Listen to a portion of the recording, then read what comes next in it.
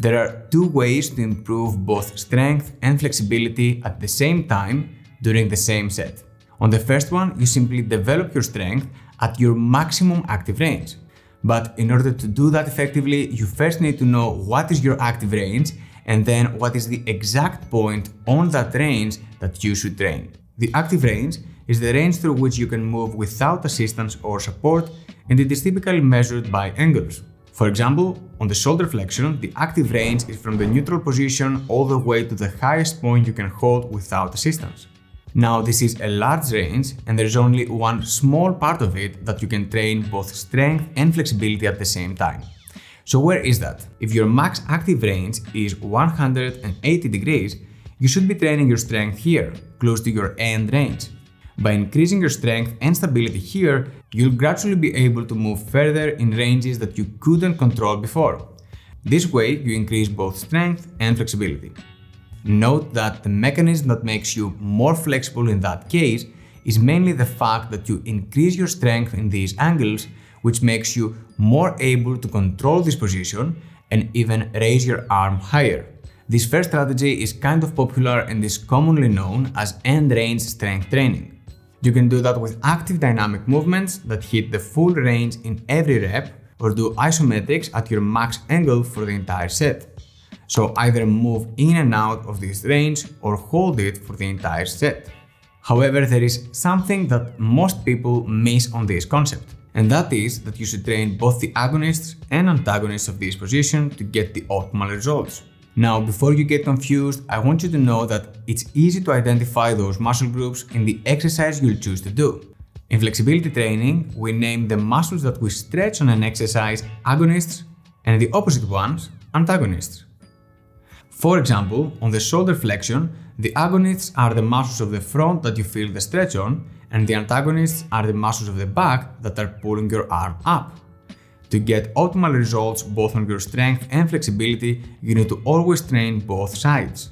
I'll show you some examples of how to do this in practice right after I show you the second way to get both strong and flexible, which I think is amazing. So to recap, the first concept is very straightforward. You train close to your maximum active range, both your agonists and antagonists, and over time you'll be able to move further and further. But what if you could develop your strength and stability on an even wider angle, let's say here, at a range that you cannot yet access actively? If increasing your strength here increases your flexibility, then imagine the results you can get by increasing your strength at a much wider angle. This is the second way to get strong and flexible, which is developing your strength at your passive range, which is a range that you need support to get to. So what is your passive range on the shoulder flexion? The passive range on all exercises is from the end of your active range and all the way to the max range you can get with assistance or support. These extra angles are your passive range, and the second strategy is about increasing your strength and stability here, at the end of your passive range. This is also your maximum flexibility level. But why would something like this increase your flexibility even more? Well, apart from the strength and stability that you will create on this range, there's something else much more important. To understand that, you first need to know that the main thing that blocks your flexibility here is not your muscle's length, but your nervous system. When you move past the range that you normally exercise, and thus what your nervous system perceives as normal and safe in an effort to protect you from getting injured, your nervous system blocks your movement by triggering a contraction on the same muscles you try to stretch. So, for example, while you lift your arm as much as possible and stretch the lats, your nervous system contracts the lats, preventing you from going further. This is the main factor that restricts flexibility, as has been repeatedly shown in the literature. And here is when the second strategy comes in. By creating strength and stability close to your max passive range, you familiarize your nervous system with these angles, which in turn reduces its restriction and allows more movement to take place. When I first started training with this method, I couldn't believe how easy it was to keep getting results from week to week. Now, before I show you how to apply in practice both of these concepts, let me first sum up their main differences. In the first way, you train your strength at the end of your active range with dynamic and isometric contractions. The limiting factor of your active range is your end range strength, aka your ability to pull your body parts in this position. Thus, by developing your strength here, you increase your active range simply because you can actively move further. The second way increases strength at the end of your passive range, which is also your maximum flexibility level. The limiting factor of your max range is the restriction triggered by your nervous system. Thus, by creating strength and stability in these angles, you reduce the alertness of the neural reflexes that restrict you and increase your passive range. So let's see examples of how to do both of them on the shoulder flexion. First, let's start by seeing how to increase the end range strength of your agonists and antagonists at the end of your active range. You can do that dynamically or isometrically. To train your agonist muscles, aka the ones you feel the stretch on, in a dynamic fashion, simply lay supine on a bench and move in and out of your max range with an easy to control weight.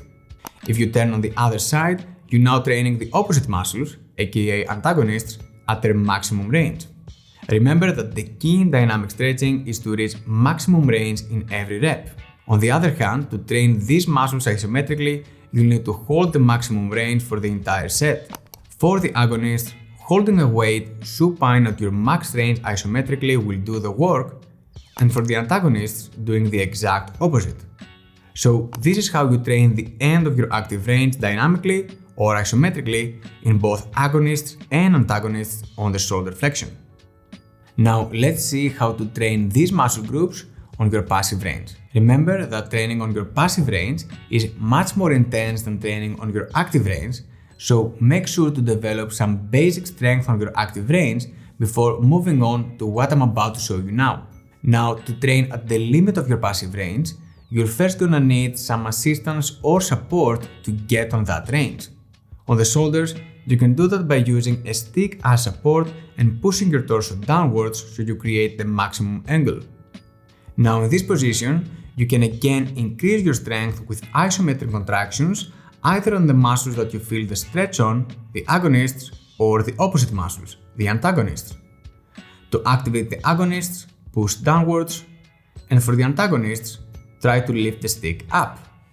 Note that here, on your passive range, the increased stretching intensity doesn't allow any visible movement to take place. This means that these contractions are only isometric, meaning that you will not be able to lift the stick from the floor on the antagonist contraction.